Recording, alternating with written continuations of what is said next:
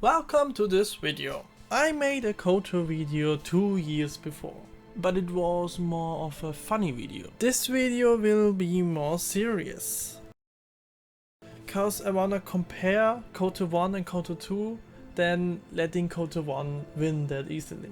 So let's compare KOTOR 1 and KOTOR 2 story and characters.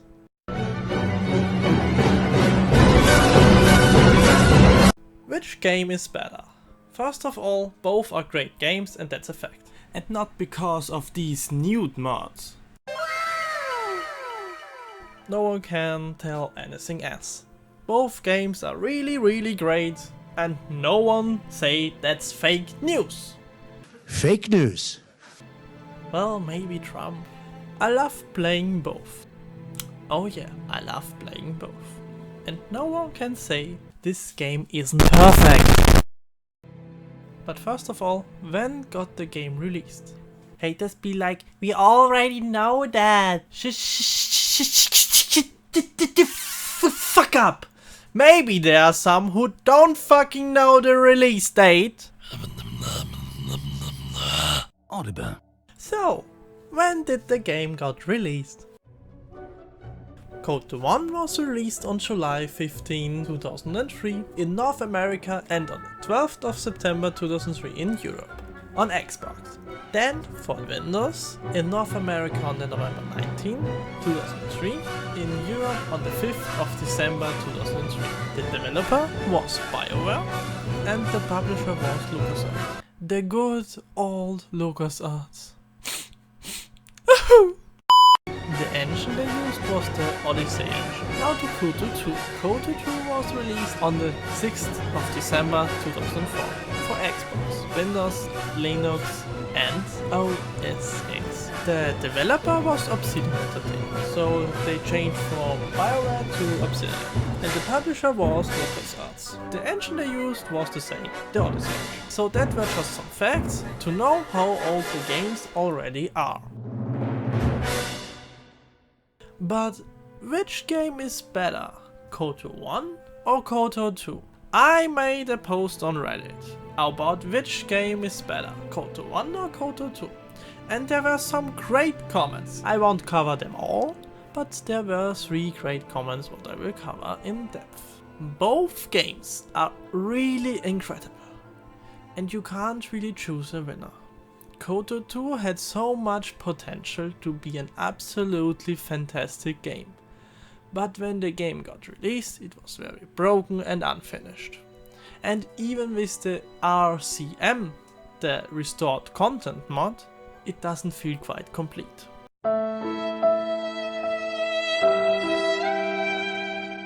I really loved the music in KOTOR 1, a very classic Star Wars music and theme. And I also love the darker music in KOTOR 2. Like sometimes I really got scared a little. I mean the younger version of me.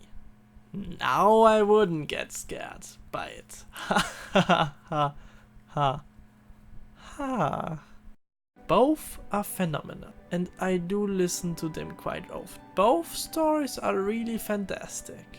And I kinda feel like it's comparing apples and pears.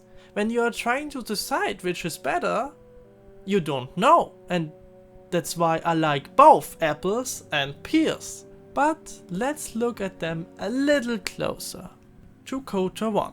Let's kill some meatbags. Query, is there someone that you need killed, Master? Like how simple it was a great story. I mean, it was a good guy versus bad guy. But for me, when I played it for the first time, the twist that you find out you are Revan, motherfucking Darth Revan,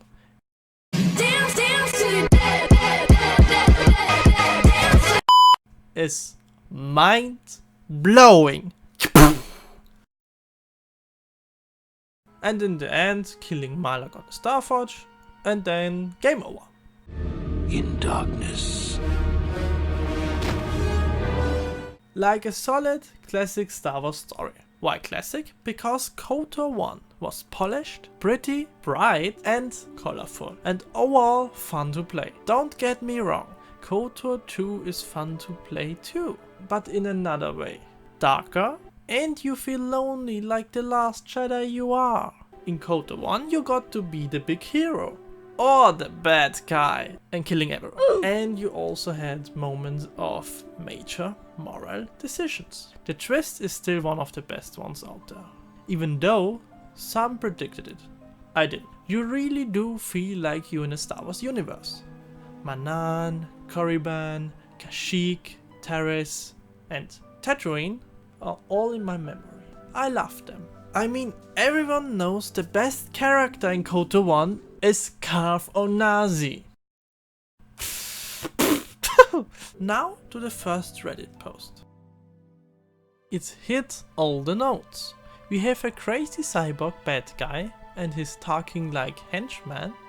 We have Wookiees, Hutts, droids, Mandalorians, cool starships, big damn space battles, Jedi, Sith, the big Wami which is still on par with Luke, I am your father, and then they start riffing a bit on that. Like giving the Sith more explanation in 6 minutes than Lucas did in 6 movies. Sneaking a pair of Jedi girlfriends under the radar, giving the Sand People some depth. Establishing some ground rules for the Mandalorians, and the characters that was the central attraction, I just loved them all. Carth, a little prickly but ultimately a kind and genuinely good guy. Bastilla, granting at first, but come the reveal, it makes way too much sense why she was acting like that. Mission, badass, adorable and wonderfully blunt.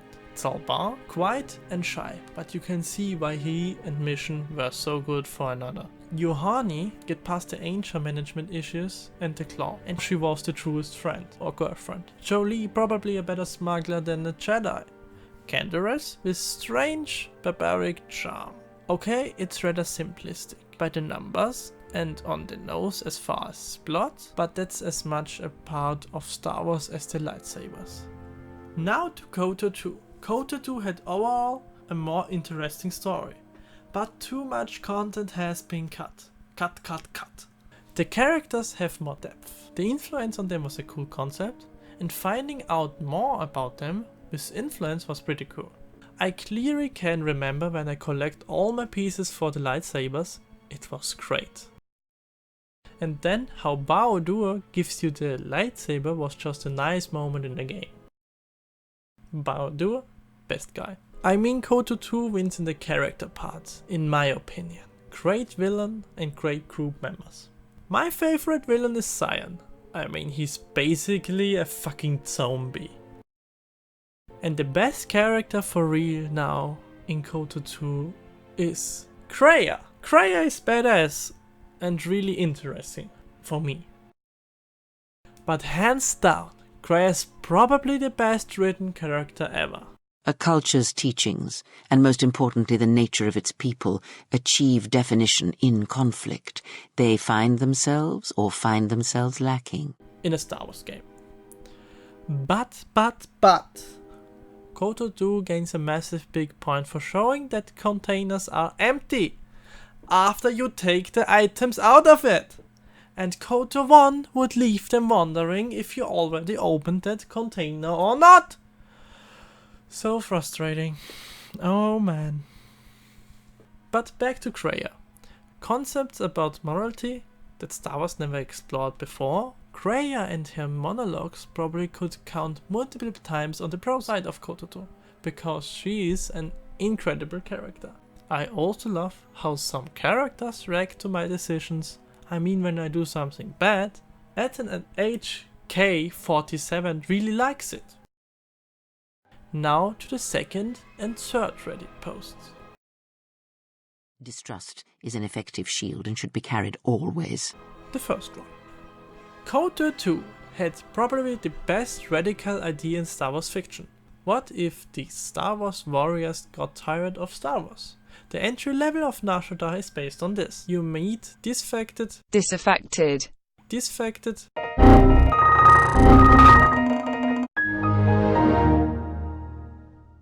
veterans, refugees, displaced people. The thing with Ethan is my favorite part of the game. The exile is depressed, broken Jedi who ordered a costly attack to win a difficult war, Many of your own soldiers and Jedi die, so you serve your own Force connection to avoid the pain, and live a life of aimless wandering for many years. None of your team trusts each other and seem to barely avoid killing each other. Eden is jealous of discipline. Discipline.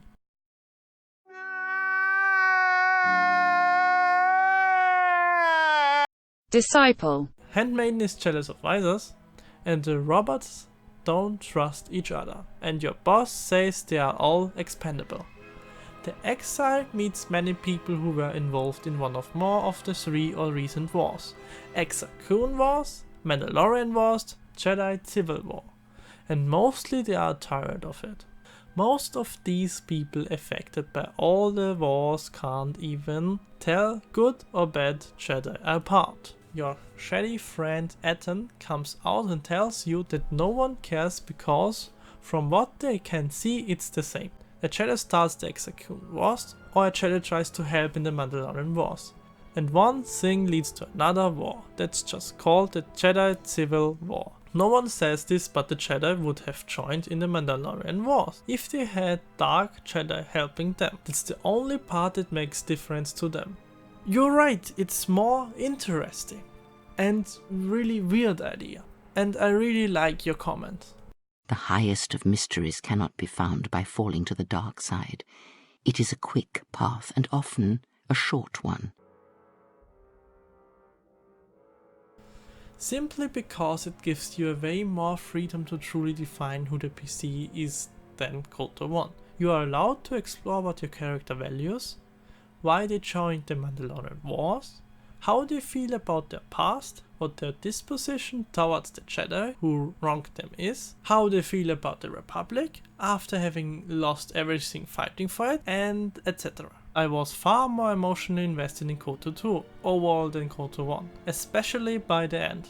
The degree to which you can make your character your own is a very significant source of investment in RPGs. And I feel that too many people ignore how much more freedom KOTOR 2 gives you in this regard. The role-playing can't be considered unimportant in a role-playing game. KOTOR 2 allowing you to decide the fate of the Jedi Masters and having you explain your reasons for joining the Mandalorian Wars. So that was the last comment. First of all, he thinks KOTOR 2 is better. Okay. He gets a point there, cause KOTOR 1 was not really a role-playing game. KOTOR 1 you can't really decide who you are, cause you were Revan. Okay, you got a point there. KOTOR 2 was more of an RPG. Yeah, you could say what your character is and so on. His comment got the point. I like his comment as well. I put these 3 comments in this video to show you what people think of these games, so you can discuss with me in the comments. Yet all that lives feels, and where something feels, there is weakness. What I wanna say now, both games are definitely better than Star Wars The Old Republic. And Star Wars The Old Republic never was and never will be KOTOR 3. Maybe it tried to be. It's a good game on its own, not as good as KOTOR, but it's quite okay. Let's be real, it's okay. BioWare did some nice story, but it will never be like KOTOR. Turning away from that which tempts you or causes you fear is not strength. Facing it is. But let's be real. We all know nothing like Jon Snow. Ha ha. Yeah, a Game of Thrones joke in my video. Who would have thought that? No, for real now. You can say, this is better in KOTOR 1, and that is better in KOTOR 2, and that, and this, and this, and that, and so on. But an interesting comment I found on YouTube is, KOTOR 1 set the stage for the Old Republic, with new environments and characters, with a complete and satisfying story that lived up to A New Hope. KOTOR 2 was the Empire Strikes Back to KOTOR 1, and expanded the story even more, and it was a lot darker. I love this comment, and this is a perfect way to end this video. And in the end of the day, both games have certain fantastic elements, as well as certain huge flaws. It really comes down to whatever you personally value more in the game. I hope you enjoyed the video. Leave a like and let's talk about KOTOR games in the comments. And maybe I'm planning to make a KOTOR animation in the future. Let me know what you think about that in the comments as well. May the Force be with you. Bye.